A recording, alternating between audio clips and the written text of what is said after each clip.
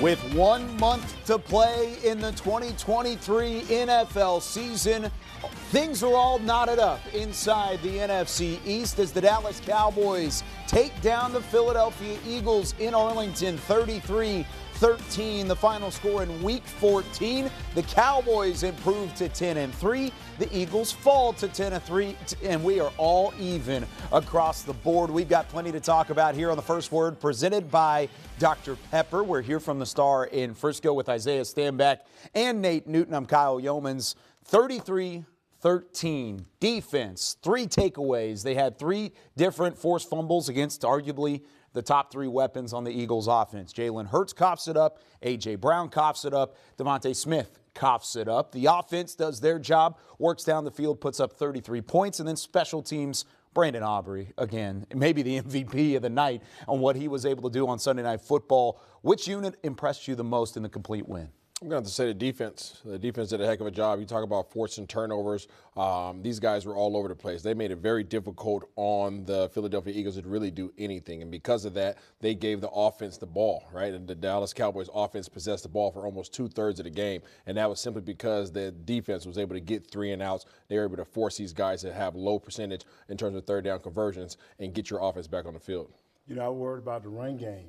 And they took care of that run game, our defense did. I want to say Gilmore, traveling, staying on top of A.J. Brown the way he did, forcing fumbles and making plays. That was just a fabulous thing, man. Our defense showed up at the biggest of time. And, I love you, man. I love you, number 11. Parsons started the game off right, man, getting pressures, getting a sack.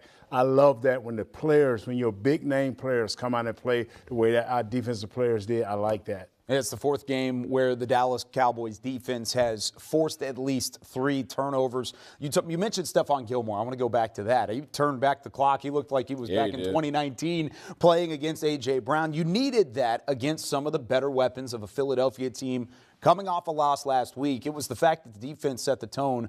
How much confidence does that give you going into this final stretch? Oh, yeah, because defense travels on the road, and you want your defense playing well. You want people playing the way they play. Now, I will say this right here. Losing Jonathan Hankins, that's a big question mark for me because he stopped that run up the middle. He makes Gallimore play better. He keeps the young guy Mozzie stable. So I want to see where that goes first before I'm ready to just crank it up. Yeah, Stephon Gilmore definitely turned back the hands of time, but I loved it.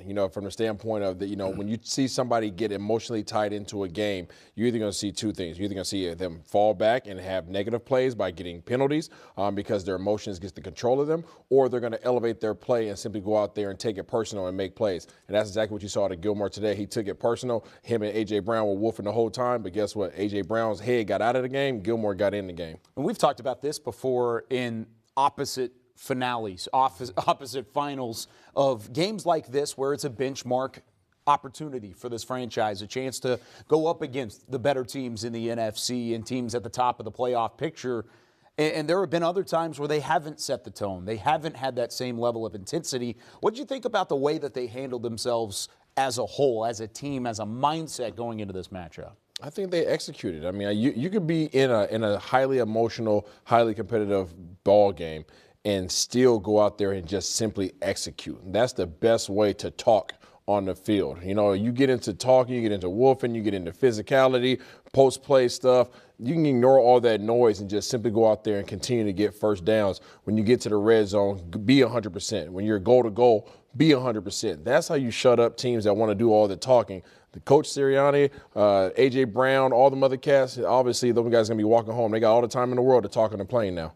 We talked about Hassan Reddick, me and you especially on our podcast, yourself too, there, Kyle. And we worried about when Hassan Reddick got his big play. Early in the game when he got a sack on our guy, the right tackle, he still poised himself. They ran enough earlier to keep these guys at bay, and they kept punching and kept punching. Even when Fletcher Cox, got that sack, then big Jalen Carter picked it up and took it to the house. Now we all wonder, okay, this is this adversity we're talking about. These guys poised themselves, came back, did what they had to do. I like that. This team is growing. Yeah, the defense did not allow a defensive touchdown, or did not allow an Eagles offensive touchdown. Just 6 points 2 field goals from Jake Elliott. That was all that the defense allowed.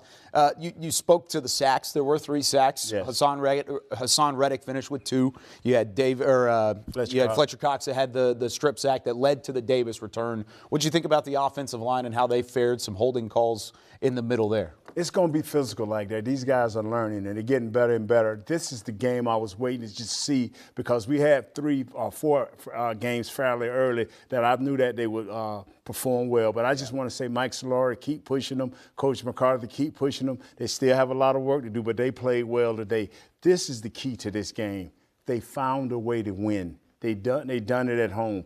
Right now, we're at the top of the East for I don't know how long, but we're even in the NFC. We're at the top of that, too. We got a gridlock at the top. Just keep playing and you'll never know what happens. This thing is going to go as far as Dak and the offensive line can take them. I love the fact that the offensive line came out there and just played bully ball today. You talk about 32 carries, 138 yards on the ground. These guys averaged 4.3. And because of that, these guys had the ball for 36 minutes. You understand how important that is? You heard Big Nate Newton, Big Nate over here, talk about time of possession all the time. 36 minutes with the ball in your hand, that keeps Jalen Hurts off the field. That keeps Swift without the ball in his hand. A.J. Brown without the ball in his hand. And when you can go out there and execute that way, I already mentioned that you're 100% on fourth down. You're 100% on goal to goal. You're 100% in the red zone. All these things allow for you to build your confidence on the offensive line. And when you can go out there and have almost a 50-50, attempts in terms of offensive balls and a ball in the air versus the ball on the ground, then all of a sudden defenses they don't know what to do, right? They're literally just throwing things against the wall, trying to figure out what's going to work best because they don't know what you're going to attack them with next. Great job today being highly efficient and on their execution. I love the fact that Coach McCarthy's spreading this thing out. It was not pretty. Yeah. But Jake Ferguson found a way for big plays today. Brandon Cook found a way for big plays. And I will say this, as we go deeper and deeper into the season, we got Buffalo next week. You have to continue to find the players, the big-time players on your team, and they'll open everything else up, And when you got Tony Pollard, Jake Ferguson, you got C.D. Lamb, you got Brandon Cooks, these guys are going to keep this thing flowing. As long as that can just stay sharp and decisive, like you've always said, Isaiah, we'll have a chance to compete high in every game. Well, you also look at what Dak did today, 24 of 39, 271 yards, 2 touchdowns. Wasn't his best day, but he made some phenomenal throws. He made some other throws that kept them in the ball game. They had the one mistake on the dropped pass, the dropped fumble that was returned for a touchdown. But those are all things that can be relegated later on. Now, with all of this being said, with the situation at hand and the way that Dallas took care of business, was this their best win of 2023 so far? I would say it's the best win at the most important time. I'll put it that way. I think that they needed this game going into this final stretch.